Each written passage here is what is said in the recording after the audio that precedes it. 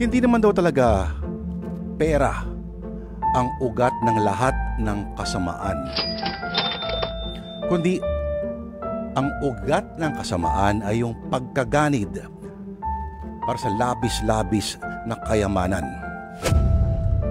Pero mga kapatid, ang kawalan din ng pera ay maaari ding pag-ugatan ng hidwaan.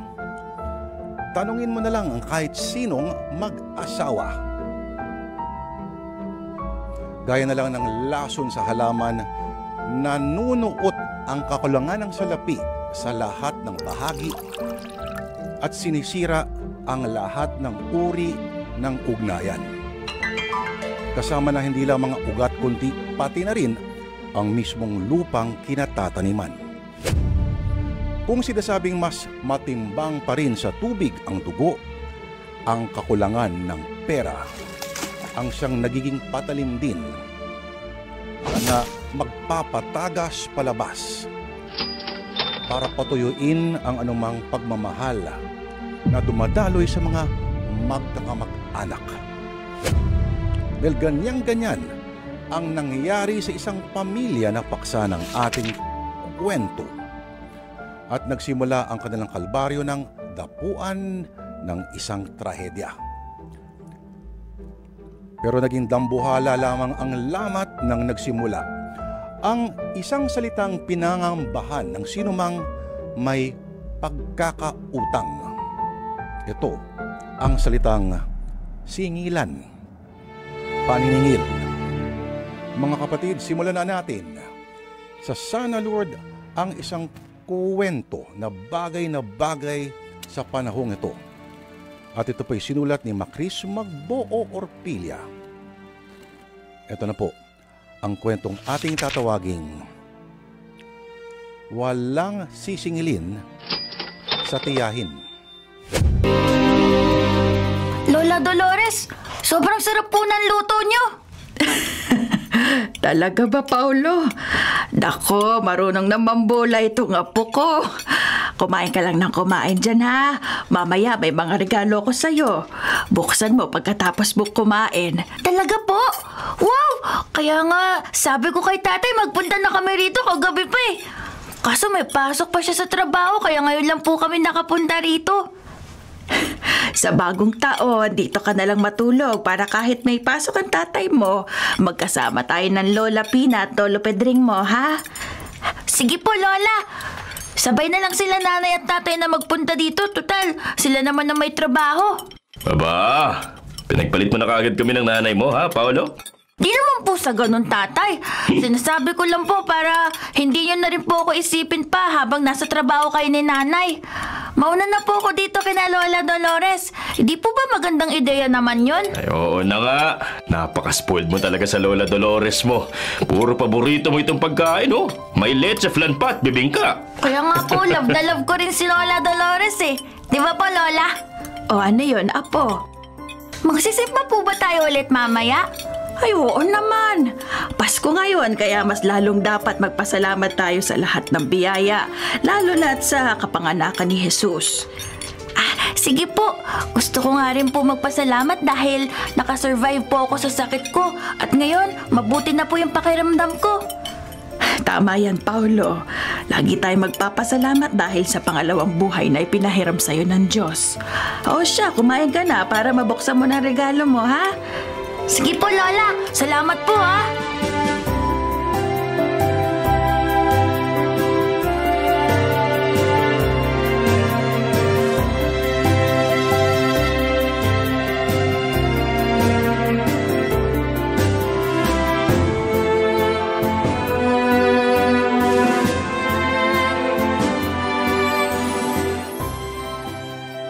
Ate Pina, ngayong nakakabawi-bawi na ng lakas si Paulo matapos ang gamutan niya sa leukemia baka pwede makasingil naman kay Ruben ng bayad sa ibang utang niya. Utang? Anong utang yon, Dolores? Ha? Ay, hindi ba nabanggit ng anak mo? 400,000 piso ang naipahiram kong pera para sa pampagamot at papa-hospital ni Paulo. Kalahati nun galing sa retirement fund ko. Kalahati naman inutang ko para pandagdag. Hindi siguro alam ni Ruben. Ang sabi ni Ruben tulong mo lahat na ngayon. Ang inutang ko na 200,000 piso, nabanggit ko sa kanila ng asawa niya na kailangan nilang bayaran. Pero, Ang pera ko naman na para dapat sa retirement na 200,000 piso rin, ayun ang sinabi kong kahit wag na nilang ibalik kung gipit pa rin sila. Magkakaroon naman ako ng pension kahit hindi naman nakakalakihan. sige, ipapaalala ko kay Ruben at kay Letty. Salamat, Ate Pina. Kami ang dapat na magpasalamat sa iyo, Dolores. Kami ng pamilya ko ang laging humihingi ng tulong sa iyo. Hanggang sa apo ko, ikaw pa rin ang takbuhan namin. Alam mo naman na basta kaya ko, ibibigay ko sa inyo. Kayo lang naman ang pamilya ko. Minsan, naiisip ko nga na baka kaya hindi ka nag-aasawa dahil nauubos ang oras at pera mo kakatulong at kakaasikaso sa amin. Nako, hindi naman ganon. Wala lang talaga akong natipuhan nung kabataan ko. Ngayong malapit na ako maging dual citizen. Senior citizen baka mo. Oo. Ngayong malapit na ako maging senior. Pamilya na lang natin ang pagtuunan ko ng oras. Napakabuti mo. Maraming salamat ulit, Dolores.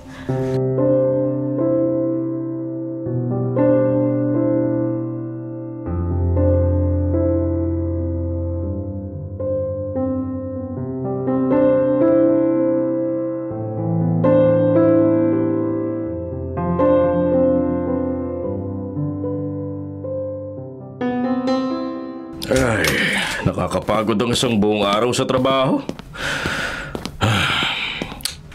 Paulo, anak! Nasaan ka? Nandito na si tatay.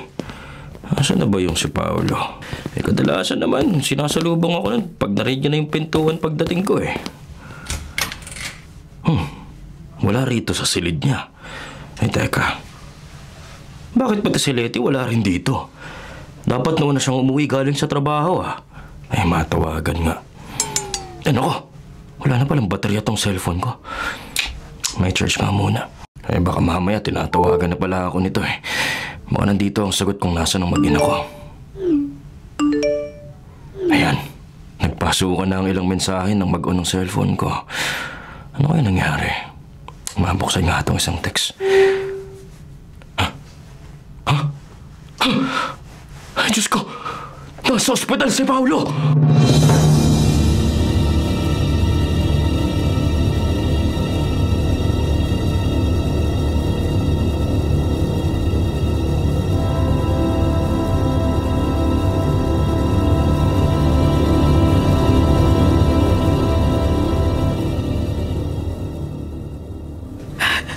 Ruben, buti dumating ka na. Kanina ka pa namin hinahanap at sinusubukang tawagan. Ang anak natin, si Paulo. Ano ba nangyari? Pagdating ko sa bahay kanina, ang taas ng lagnat ni Paulo. Masakit yung ulo niya at hindi makakilos. Basa rin ang dugo ang panyo na nasa tabi niya. Namugura ulit yung ilong niya. Napansin ko rin na ang putla niya at may mga panibagong pasa sa katawan. Pero magaling na si Paulo. Nagamot na ang sakit niya. Wala na siyang cancer, Letty. Alam mo naman na maaaring bumalik yung sakit niya anumang oras. Ipinaliwanag ito ng doktor sa atin noon. Hindi ko lang inaasahan na ganito kabilis. Ano bang sabi ng doktor? Ruben, hindi maganda ang prognosis ng doktor. Naging agresibo daw ang cancer. Pati buto niya ngayon at spine damay na. Ano? Hindi ko na alam ang gagawin, Ruben. Natatakot ako. Kung mas malala at agresibo ang leukemia niya ngayon, paano na lang ang gamutan? At saan naman tayo kukuha ng pambayad? Letty, gagawa ako ng paraan. Alam kong hindi pa tayo nakakaahon sa 2 taon niyang treatment, pero wala tayong aaksayang pagkakataon. Kailangan gumaling ang anak natin. Gagaling si Paulo.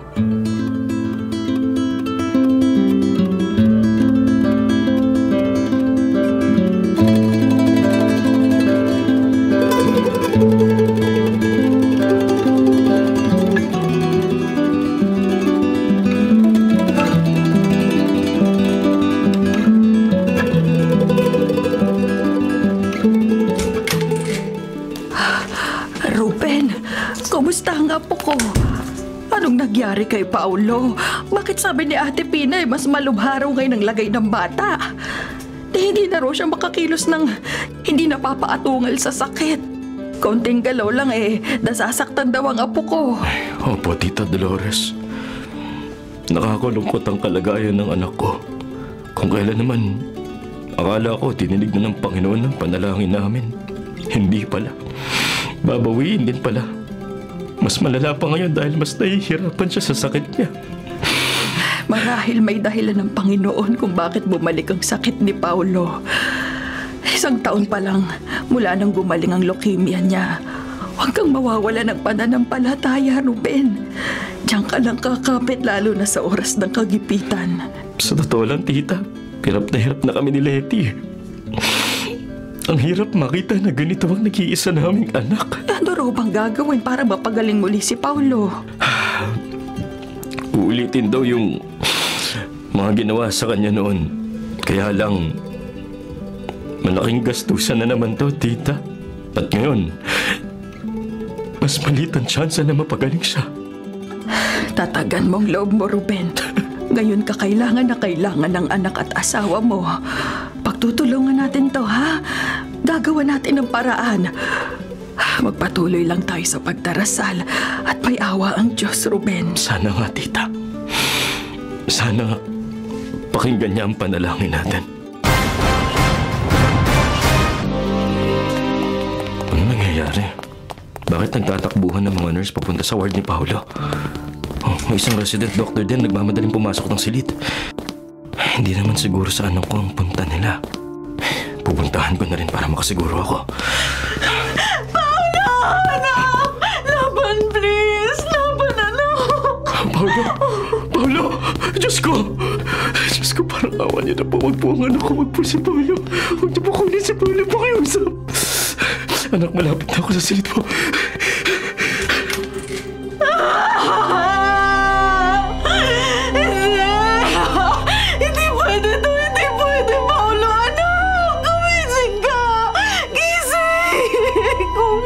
Si nanay, pakiusap!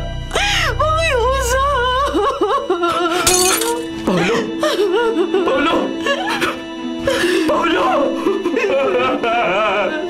Paulo!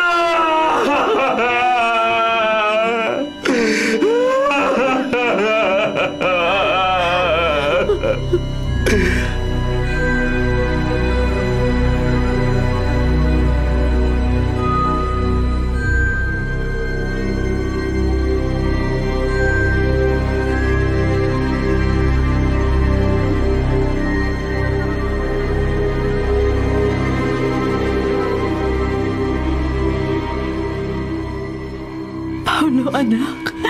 Gising na. Magluluto si nanay ng paborito mong almusal. Bumangon ka na, ha? Letty, magpahinga ka muna sa kwarto. Ako na muna ang bahala sa mga tao. Hindi! Dito lang ako sa anak ko.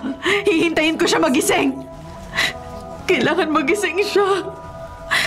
Paulo, anak. Bangon na. Lalamig na yung pagkain. Paborito mo yung pritong bangus at itlog, hindi ba? Luto na, anak. Gumising ka na. Letty, wala na si Paulo. Wala na ang anak natin. Halika na muna sa kwarto. Magpahinga ka muna, ha? Ilang araw ka na rin puyat, eh. Sinabi na hihintayin ko magising ang anak ko. Bingi ka ba? Shh, huwag tayo maingay. Huwag tayo maingay. Dapat pala maingay para magising na si Paulo. Tama! Paulo! Paulo! Gising na, anak!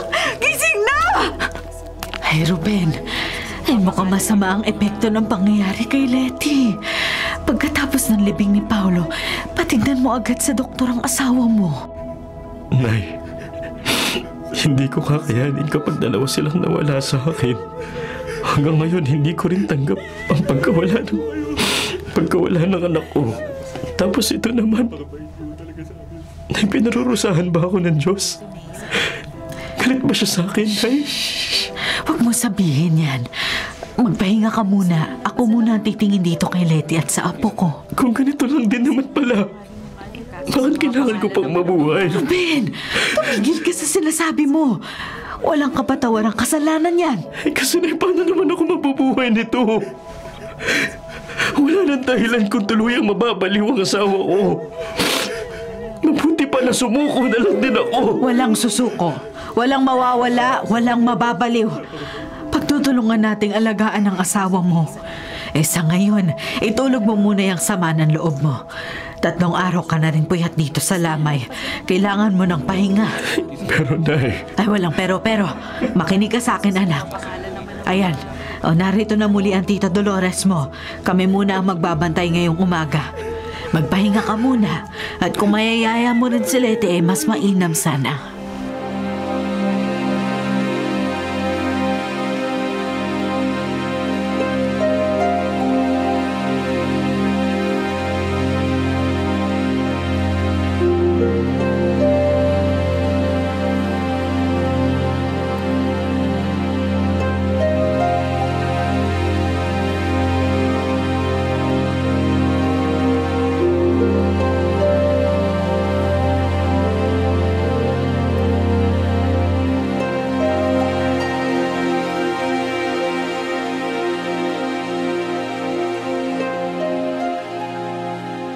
Ate Pina, kumusta ang mag-asawa?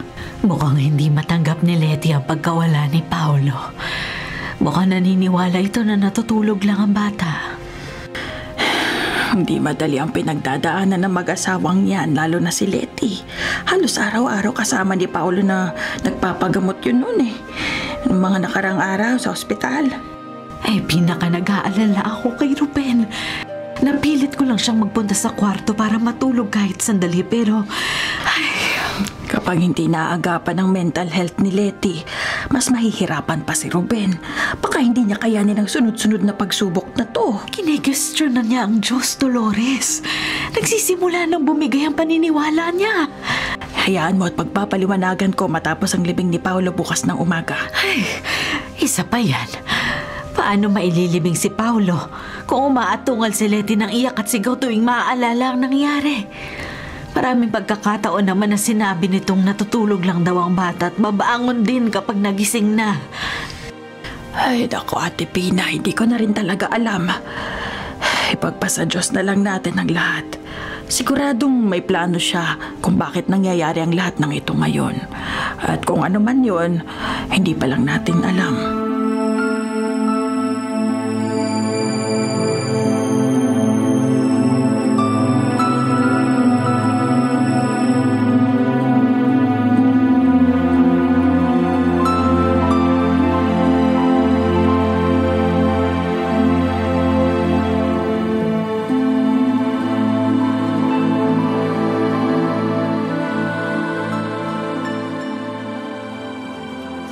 Saan niyo dadalhin ang anak ko? Natutulog lang siya! Gigising pa siya! Hindi! Hindi niyo pwede ilayo sa akin si Paolo! Hindi ako papayag! Leti, please. Huminahon ka, ha? Halika, pupuntahan natin si Paolo sa bahay. Naroon lang si Paolo sa bahay. Hayaan mo lang na naibaon natin sa hukay yung puting kahon na yan, ha? Pero dito sa loob ng puting kahon na to, huling nakita ang anak ko! Bitiwanin niya ako! Kailangan magising si Paolo! Paolo! Anak! Bangon na! Paolo! Leti, wala na si Paolo dito. Ha? Halika na sa bahay. Iuwi kita para makita mo na si Paolo.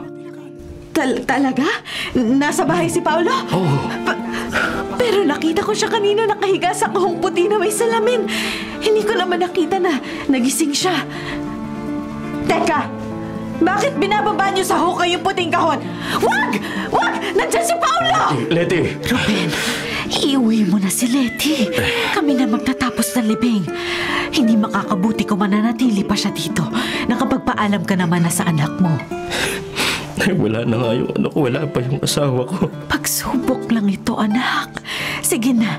Ayan na ang tatay mo. Tutulungan ka niyang iuwi si Leti sa bahay. Paolo! Paolo! Anak! Nandito na si nanay! Paolo! Letty, halika na. Pupuntahan natin si Paula sa bahay, ha?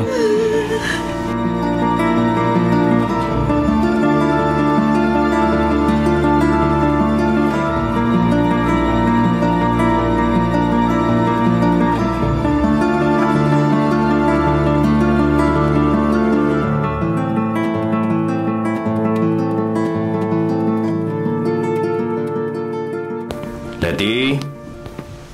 Nakabalik na ako. Nakabili na ako ng pagkain natin. Nasa banyo ka ba? Letty? Letty! Ay, Diyos ko! Letty! Letty! Nay! Pumunta na ba kayo dito sa bahay? Ha? Ay, oo. May aberya lang kaya natagalan ako. Malapit na ako sa bahay ninyo. Naglalakad na. Nagkabanggaan kasi doon sa kanto eh. May baliw raw na babae na nasagasaan. Matraffic masyado kaya bumaba na ako ng tricycle at naglakad na lang ako. Sa kanto? Saan kanto, Nay? Malapit sa malaking tindahan. Bakit? Parang humahangos ka. Nay, nawawala si Letty! Iniwan ko siya sa kwarto kanina. Bumili lang ako sandali ng pagkain kasi sabi niya nagugutom na raw siya eh. Pagbalik ko, yung mga gamit ni Paolo nasa banyo lahat. Nakakalat at basa ng tubig. Tapos si Letty nawawala. Huwag mo sabihin na baka si Letty ang baliw na babaeng... Ay, ibig ko sabihin baka si Letty ang babaeng nasa kalsada kanina. Hindi ko po sigurado pero wala siya sa buong bahay eh. Umikot na ako sa buong bahay, pati sa kwarto ni Paolo. Pero wala siya doon. Kaya sigurado kung lumabas siya. Ay, sige. Nakikita na kita papalapit. Halika, magpatulong tayo sa barangay para mahanap ang asawa mo. Nay, masama ang kutob ko eh. May naririnig akong ambulansya. Halika, magmadali tayo. Ituturo ko sa'yo kung saan yung kaguluhan kanina. Huwag naman sana magkatotoo yung hinala natin. Ay, huwag naman sana. Ay, Panginoon, pakiusap. Huwag naman po sana.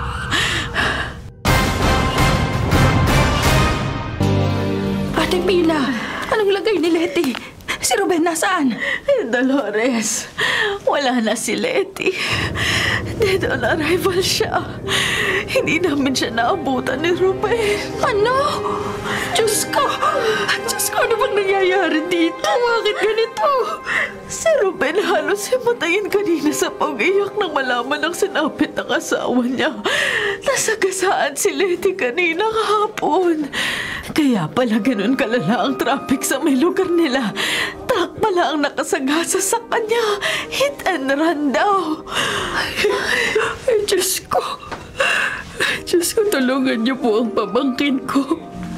Ang kaluluwa ni Letty. Naway matahimik na sa piling ninyo kasama ang apo ko. Diyos ko, pakiusap po, nadadalangin po ako. Diyos? Narinig ko na namang tinatawag niyong Diyos na yan. Pwede ba, Tita Dolores? Huwag ninyong mabanggit-banggit ang Diyos na yan sa harapan ko. Walang Diyos. Katang isip lang yan. Ruben, huwag kang magsalita ng ganyan. Bakit? Hindi ba totoo naman? Nasaan ang Diyos mo na yan? Bakit hindi niya ako tinulungan kung talagang makapangyarihan siya at mapagkalinga? Ruben, anak. Nay, alam niyo, isa pa kayo eh. Huwag niyo ring mabanggit-banggit ang Diyos na yan. Walang Diyos! Kung meron man, hindi niya ako tinulungan matapos ang ilang araw, buwan, taon na pakikiusap at paniniwala ko sa himala niya. Wala siyang kwenta! Ruben, tumigil ka! Kung ayaw niyong marinig ang sinasabi ko, umalis na lang kayo rito. Simula sa araw na to, wala na. Wala na akong paniniwala sa Diyos na yan. Mag-isa na lang ako sa mundo. Sarili ko na lang ang iisipin ko. Ruben, ano ba yung pinagsasasabi mo? Kasalanan sa Diyos ang... Wala akong pakialam kung kasalanan man sa Diyos ninyo ang mga sinasabi ko. Basta para sa akin, hinding-hindi na ako maniniwala sa kasinungalingan na yan. Huwag niyo na rin planuhin na ipamisa ang katawan ni Letty. Ipapakremate ko siya. Ruben! Hinding-hindi ako tutuntong sa simbahan ng Diyos ninyo!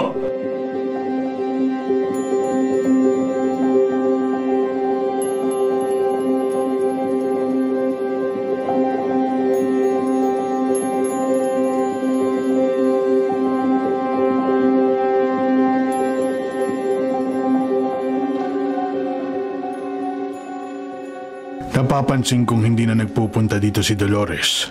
Hindi ka na rin dumadalaw sa kanya.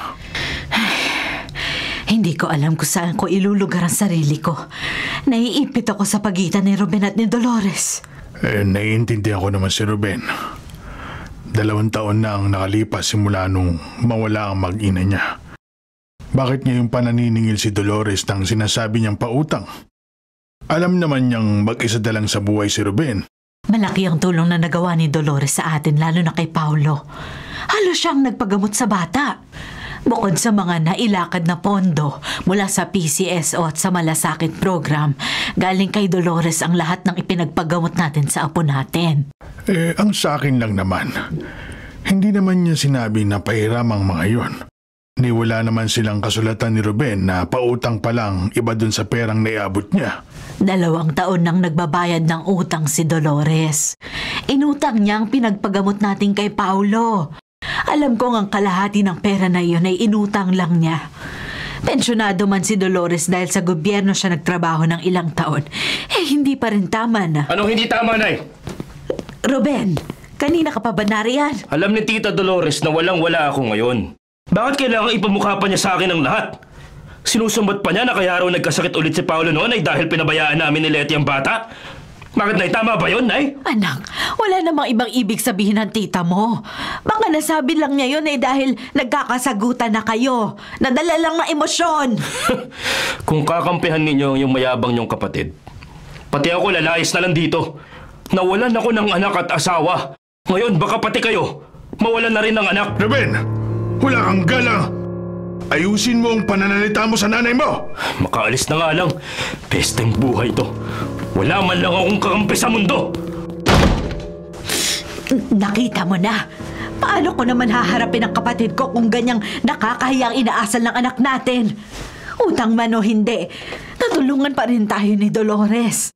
Hindi niya responsibilidad na akuin ang pagpapagamot sa apo natin, Pedring. Ay, hayaan mo. Susubukan kong kausapin si Ruben. Kung sapat lang sana ang kinikita ko sa palaisdaan, matutulungan ko sana siya sa pagbabayad ng utang. Kaso, alam mo namang sakto lang ang kinikita ko sa pang-araw-araw nating 3. Hindi naman ako naghahangad ng kung ano-ano.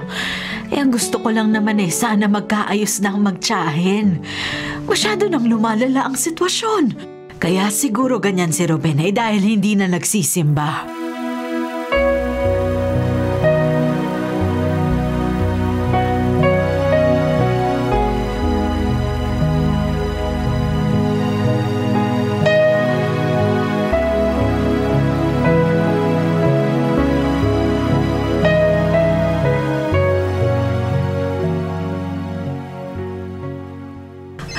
Tumatawag ang bayaw ko. Himala ng mga himala. Naalala pa nila ako. 1 taon na rin kaming hindi nagkikita at nagkakausap. Tuwing tatawag ako sa cellphone ni Ate Pina, walang sumasagot. Hindi rin nagre-reply sa mga message ko. Patuloy pa rin sa pagring ang cellphone. Sagutin ko na nga ang tawag. Hello, Kuya Pedring. Napatawag ka. Dolores, baka pwede kang dumalaw dito sa ospital sa bayan natin. Ha? Bakit, Kuya Pedring? Anong nangyari? Ang Ate Pina mo, 1 linggo na rito sa ospital. Hindi na maganda ang lagay niya. Hinahanap ka. Ospital? Bakit ngayon nyo lang sinabi? Sige, pupunta ako. Pakisabi kay Ate Pina, pupunta na ako.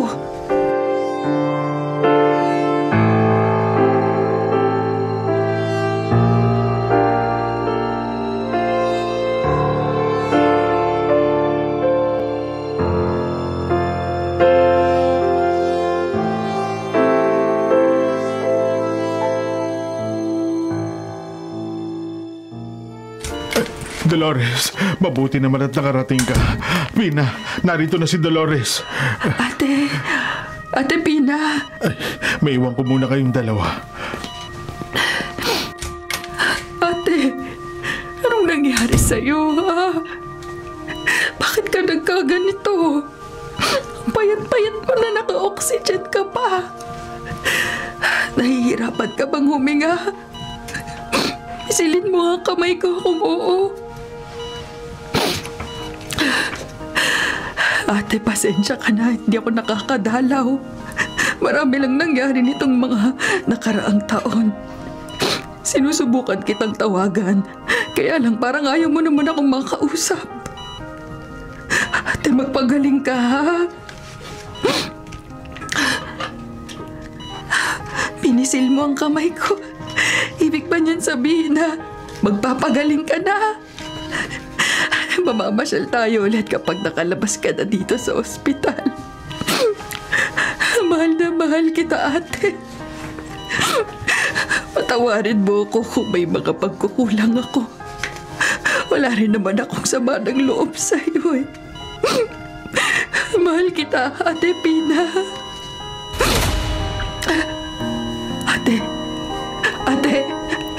Ate Pina! Kuya Pedring! Nurse! Doktor! Tulong! Tulong! Tulong!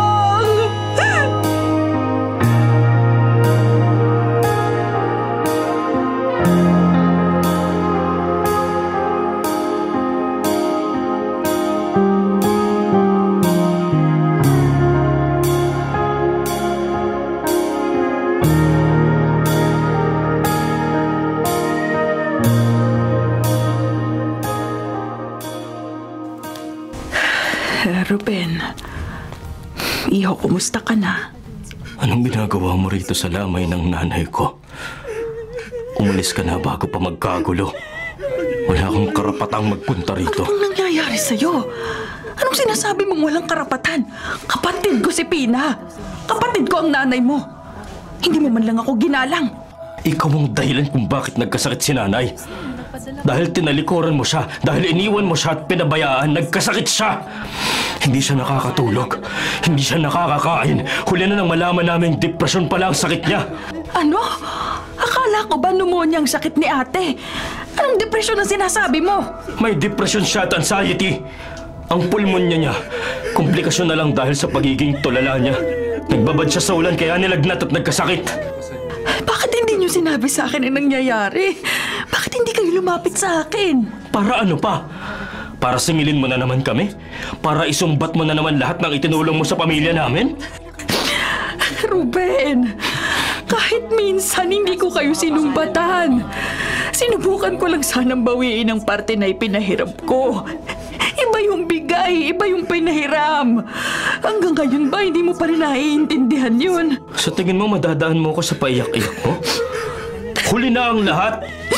Dahil sa kasakiman mo at kasamaan ng ugali mo, pati ang nanay ko nawala. Sa sama ng loob na dala mo sa akin at sa kanya, nagkasakit siya. Kaya kasalanan mo to. Ruben. Kasalanan mo! Ruben! Tumigil ka na! Nakakaya sa mga tao! Bakit sinisigawan mo ang tiyahin mo? Dolores, pasensya ka na. Tay, palayasin mo yan. Kung ayaw mong pati ako mawala sa'yo. Tatanda ka mag-isa kapag pinabayaan mong manatili dito yung babaeng yan. Wala akong kasalanan. Alam ng nanay mo at alam ng Diyos na wala akong kasalanan. Diyos na naman? Wala akong pakialam sa Diyos mo. Lumayas ka! Ruben! Huwag kang magwala rito! Igalang mo naman ang nanay mo! Sige, aalis muna ako. Pero pagbalik ko, dapat wala na yung babaeng yan. Tita Dolores, nasa sala na po kayo. Isasara ko lang po ang pintuan. Sige lang, Leia. Hindi naman ako aalis dito sa wheelchair. Hinang-hina na ako, kaya kahit gumapang hindi ko na siguro magagawa. Tita, gusto niyo na po bang pumunta sa kwarto? Siguradong napagod po kayo sa chemotherapy niyo at sa radiation session kanina. Gusto ko muna dito sa sala. Gusto kong titigan ang larawan ng pamilya ko na nakapila dyan sa may lamesita. Tita, gusto ko nga pong itanong dati kung sino-sino itong mga nasa photo frames eh. Ang pinuntahan nating puntod sa sementeryo nung isang buwan, ito po ba siya? Ang kapatid po ninyo? Oo. Ang nag-iisang kapatid ko, si Ate Pina. Sumalangit nawa ang kaluluwa niya.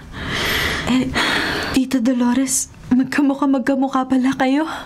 Ay ang isang frame naman nakatabi, pamangkin ko, si Ruben, at ang asawa at anak niya na ilang taon na ring nasa langit.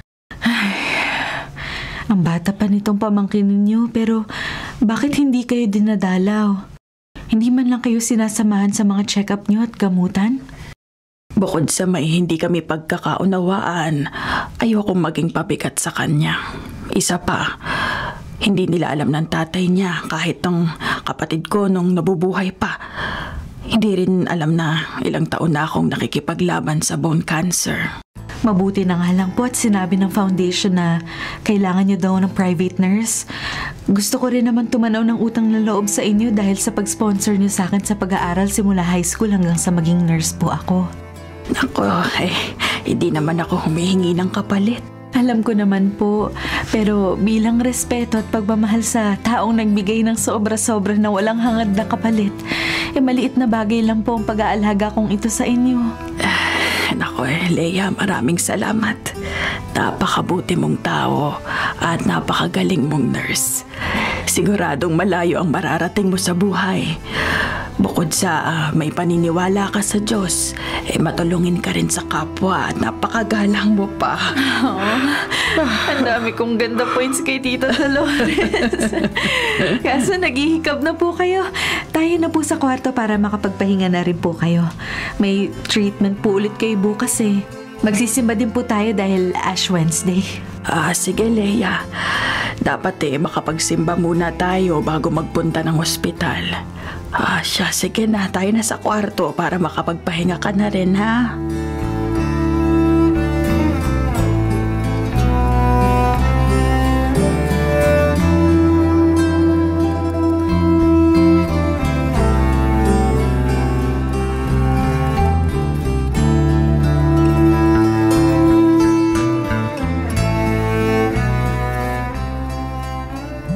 Tulog na si Tita Dolores, kaso walang tigil sa pag-vibrate yung cellphone niya. Sino kaya tong tumatawag? Ruben? Sino tong Ruben? Yung pamangkin ni Tita Dolores.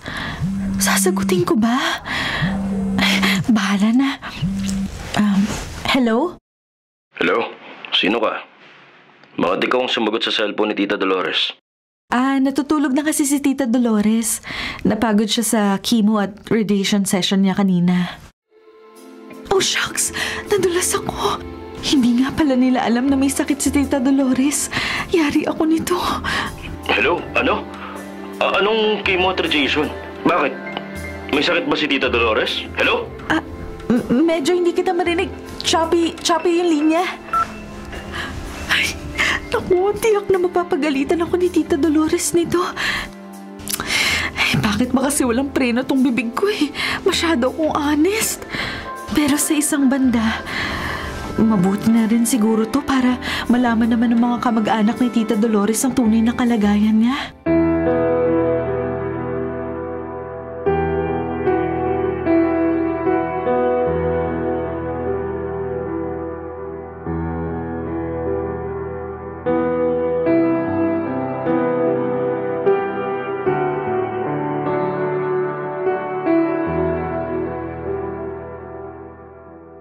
Totoo ba yung sinabi niya? Pero number ni Tita Dolores yun eh. Sigurado akong sa kanya yun. Ruben, natawagan mo ba ang Tita Dolores mo? Kailangan maibigay natin ang sulat ng nanay mo para sa kanya. Ilang gabi na akong dinadalaw ng nanay mo sa panaginip. Ang tandaan na ninyo, nagpapaniwala pa kayo sa ganyan. Wala namang masama kung maniniwala ako. Isa pa, gusto ko mang nakikita ang nanay mo sa panaginip. Natatakot pa rin ako dahil baka hindi siya matahimik sa kabilang buhay. Dahil hanggang ngayon, hindi pa natin naiaabot ang sulat niya sa kapatid niya. Nakausap mo ba? Hindi ko pa po nakausap, Tay. Matanong ko nga lang ho. May iba bang kamag-anak si Tita Dolores bukod sa ating dalawa? May mga pinsan sila ng nanay mo pero nasa ibang bansa na. Kaya wala na talaga siyang kamag-anak dito sa Pilipinas. Sino kaya yung sumagot sa tawag ko kanina? May sinasabi pa tungkol sa radiation at chemotherapy eh. May sakit ba ang Tita Dolores mo? Yun nga ang hindi ko alam, Tay, pero Sa tingin ko, kailangan kong alamin. Lalo na't ihahatid ko rin tong huling sulat ni nanay para sa kanya. Ang tanong lang, makikipag-usap kaya siya sa akin?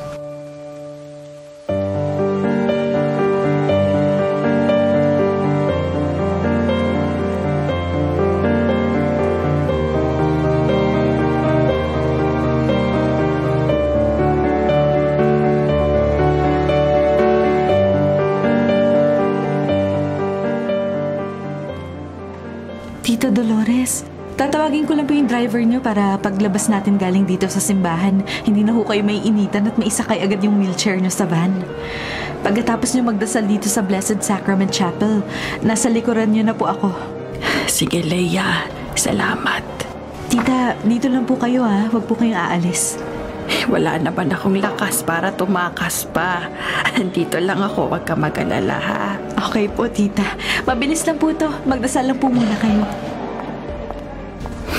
Panginoon, itinataas ko na po ang sarili ko sa inyo. Kahit patuloy pa rin akong sumusubok na lumaban, nagpapagamot pa rin ako sa kabila ng katotohanang may taning na ang aking buhay. Gusto ko lang sana magtagal pa sa mundo upang mas marami pa akong matulungan. Pero alam ko po na nasa kamay ninyo ang aking buhay na hiram. Ang tanging hiling ko lang ay sana magbalik loob na rin sa inyo at sa simbahan ng pamangkin kong si Ruben. Nag-iisa lang siyang kadugo ko at umaasa akong magbabalik loob na siya sa inyo matapos din ang ilang taong pagtalikod niya. Panginoon, sana ngayong Kwaresma matupad ang hiling kong ito bago man lang ako mawala sa mundo.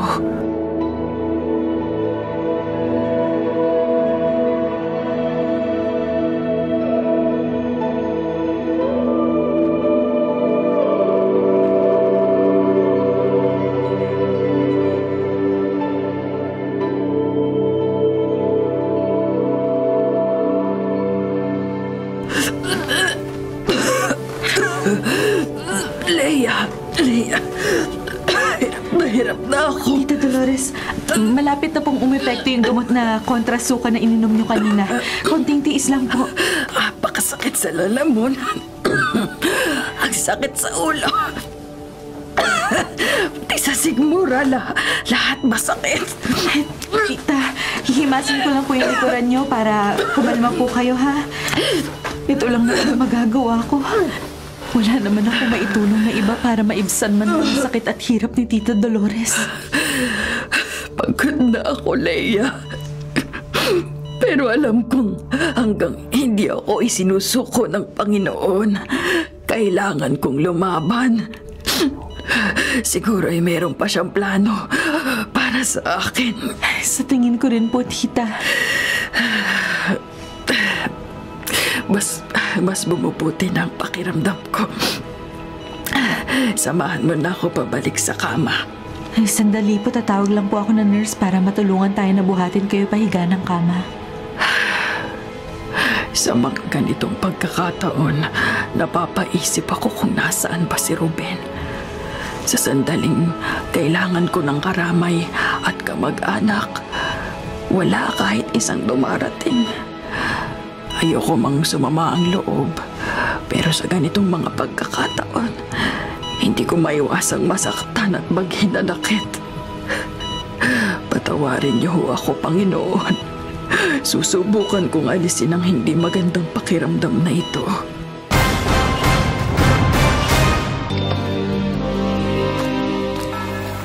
Ruben. Tay, galing ka ba sa simbahan? Nagsimba ka? Oo, linggo ng palaspas ngayon. Ikaw, saan ka ba pupunta? Hinahanap kita eh. May dumating kang parcel. Hindi ko alam kung saan galing at kung anong laman. Ay, sige, umuwi na tayo. Ay, pero teka, Ruben. Hindi ka ba magsisimba? Ilang taong ka nang hindi pumapasok sa simbahan. Panahon na siguro para bumalik ka. Linggo ng palaspas ngayon. Isang linggo na lang, bubulitayin natin ang kamatayan ni Jesucristo. Hindi ka na umuwi, tay. Ilang taong ka ng debotong Katoliko. Nagsakristan ka pa nga. At kasali ka sa choir dati nung bata ka. Tapos ngayon, ni sumilip sa simbahan, hindi mo magawa. Sinabi ko naman sa'yo, palayain mo na ang galit sa puso mo. Tay, Ngayong Semana Santa ang pinakamagandang panahon upang magbalik loob sa Diyos, Ruben. Pag-isipan mo mabuti. Pakinggan mo rin ang sinasabi ng puso mo. Pakawalan mo na ang galit na lumalason sa pagkatao mo.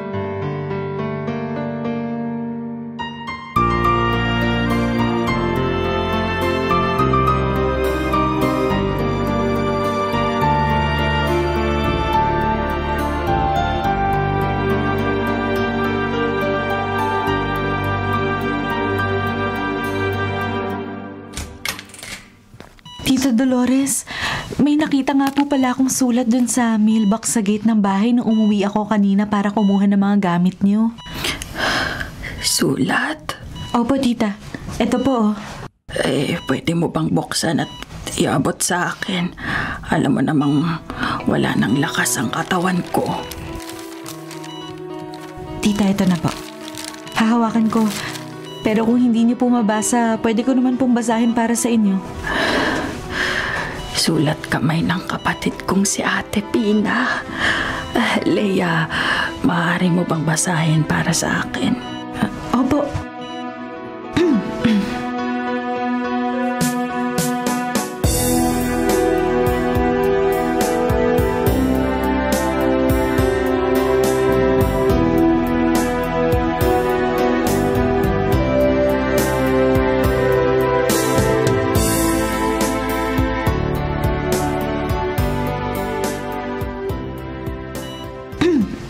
Dolores, pinakamamahal kong kapatid.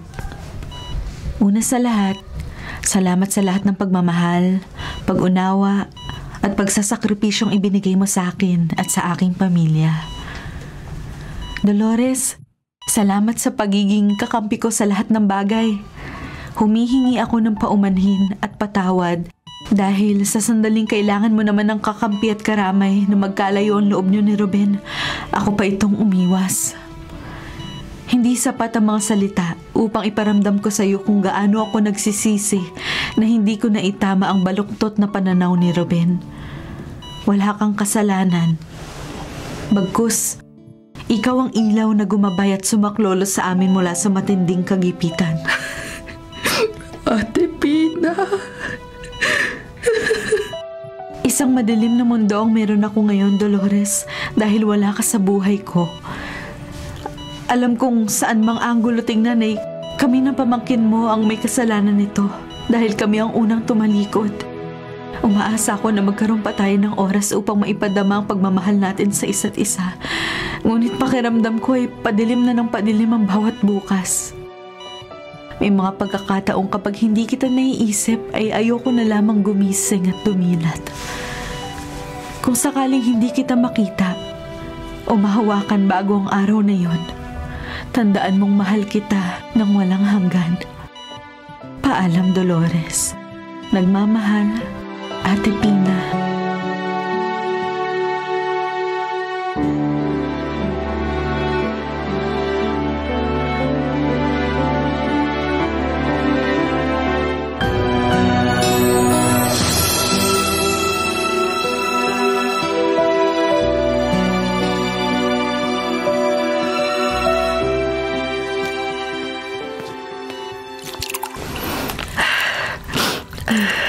Tita, ito po yung tubig. Uminom po muna kayo. Kanina pa po kayo naiyak simula pa lang nung basahin ko yung sulat. Nalungkot at naghirap ang kapatid ko dang hindi ko siya pinupuntahan at tinatawagan. Kung alam lang sana niyang nagpapagamot ako, mangyayari kaya ang lahat ng ito? Buhay pa kaya siya hanggang ngayon? Tita Dolores, hindi po ba sabi ninyo nagpapagamot kayo ng mga panahon na yun? Naikwento niyo sa akin na nagkaroon kayo ng sagutan ng pamangkin niyo. Ayoko nang maalala yung mga sandaling yon. Kung pwede lang sanang ibaon na lang sa limot ginawa ko.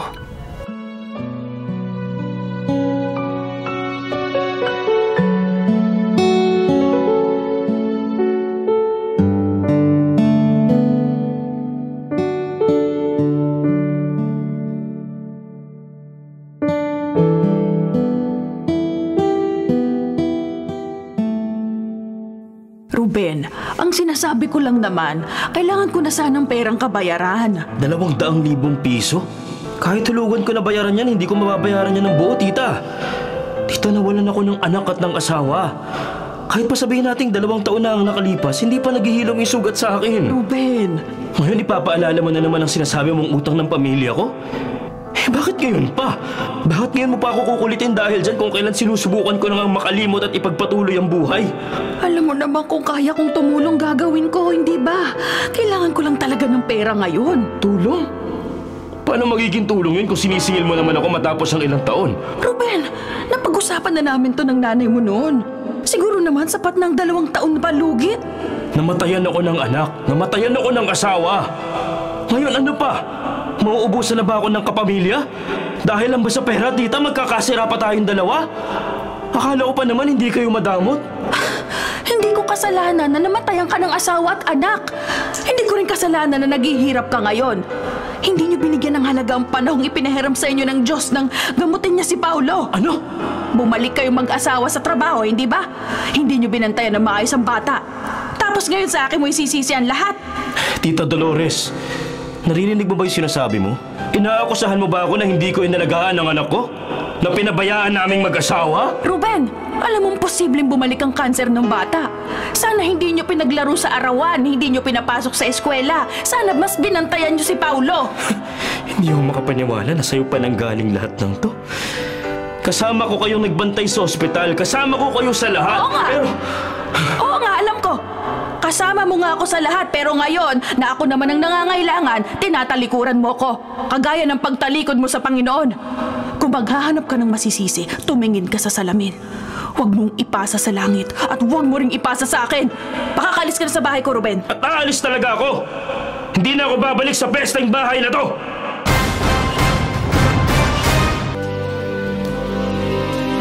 Ikaw ba si Ruben? Pamangkin ni Tita Dolores? Naku nga. Ikaw ba yung nurse niya na tumawag nung isang araw? Oo, ako si Leia. Teka, ikaw lang ba? Nasaan yung tatay mo? Namamanas yung paa niya, hindi makalakad. Dadalaw na lang daw siya kay Tita Dolores kapag medyo umayos na yung paa niya. Sandali nga. Kamusta ba si Tita Dolores? Walang madaling paraan para sabihin to sa'yo, kaya dediretsuhin na lang kita. Bilang na ang mga araw at oras ni Tita Dolores. Hirap na ang katawan niya. Pero, kailan pa ba nangyari to? Sa pagkakaalam ko, buhay pa ang anak mo nung na-diagnose siya ng bone cancer. Inuna niyang ipagamot yung anak mo bago siya nagpa-chemo at radiation. Ano? Nung una, mag-isa lang niyang binubuno lahat ng paghihirap at sakit. Pero nung nag-relapse ulit siya, sa tingin ko, 2 years matapos ng treatment niya. 2 taon matapos ang una niyang treatment?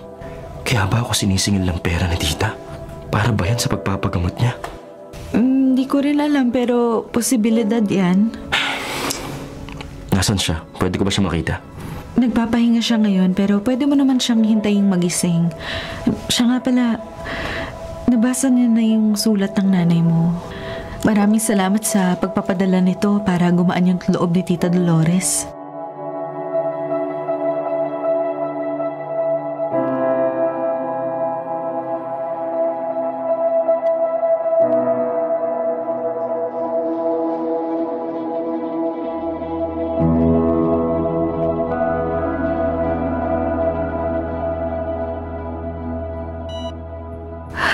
Ruben. Ay, tita. Kumusta ang pakiramdam mo? Pumunta ka ba rito para pagtawanan ang sakit ko? Masaya ka ba na ako naman ang naghihirap ngayon? Kontento ka na ba na ako naman ngayon ang mamamatay? Ay, tita. Tita, hindi po. Masaya ka na ba na ako naman ang nakaratay sa higaang ito? Sa wakas, mawawala na rin sa mundo ang mukha mong pera na tita. Tita, huwag naman po kayo magsalita ng ganyan. Alam ko, marami kayong dahilan para magalit sa akin, pero sana po, mapatawad ninyo ako. nabulagan lamang ako ng galit at hinanakit noon. Noon, ibig mong sabihin hindi ka na nabubulagan ng galit mong walang kwenta.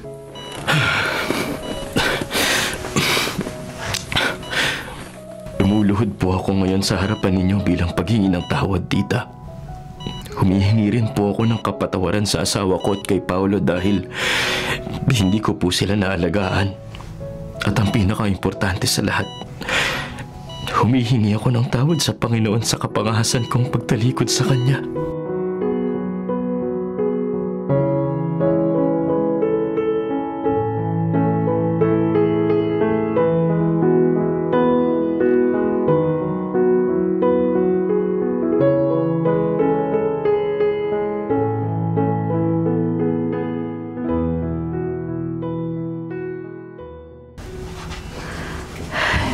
Ngayong Biyernes Santo, naaalala ko ang huling habilin ni Kristo sa krus. Ama, patawarin mo sila sapagkat hindi nila alam ang kanilang ginagawa. Ay, tita, huwag na po kayong bumangon. Pinapatawad na kita, Ruben. Halika, yakapin mo ako. Opo, maraming salamat po. Patawarin po sana ninyo ang lahat ng kasalanan ko. Salamat, Ruben. Panginoon, maraming salamat. Tita? Tita? Tita? Tita? Tita? Tita? Tita!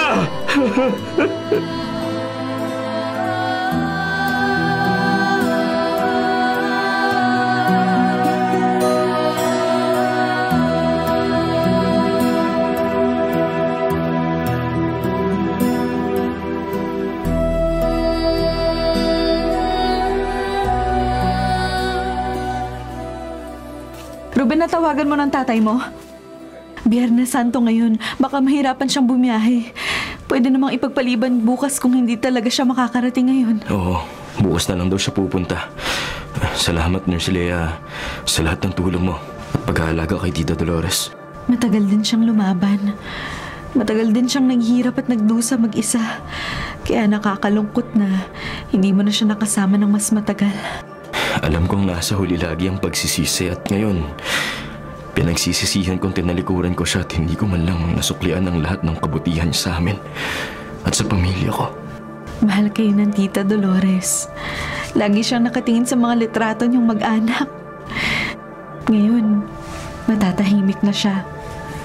Hindi na siya masasaktan at hindi na rin siya mahihirapan. Sana maging masaya na sila sa kabilang buhay.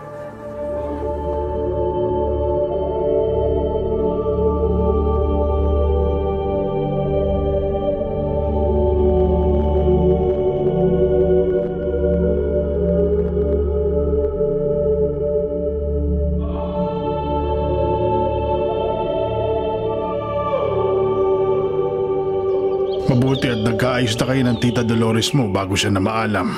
Pakiramdam ko nga tay, ako lang ang hinintay ni Tita Dolores eh. Baka kaya hindi pa bumigay ang katawan niya dahil hinihintay niya akong bumalik sa kanya at magbalik loob sa Panginoon. Posible nga yan, anak. Ano, tayo na sa bahay? Hindi, magsisimba tayo tay. Katapos nating dalawin ang puntod ni Leti at Paulo. Easter Sunday ngayon, pista ng pagkabuhay. Aba, nagbago na nga ang anak ko. Tama yan, mabuti yan. Sige, magsimba tayo pagkadalaw natin sa mga puntod ng asawa at anak mo. Napakarami nating dapat ipagpasalamat. Salamat, Panginoon. Salamat din, Tita Dolores, sa pagpapakita sa akin ng katotohanan. Ang mga sakripisyo ninyo para sa akin, hindi ko babaliwalain. Matapos magpasa ng krus, muling nabuhay.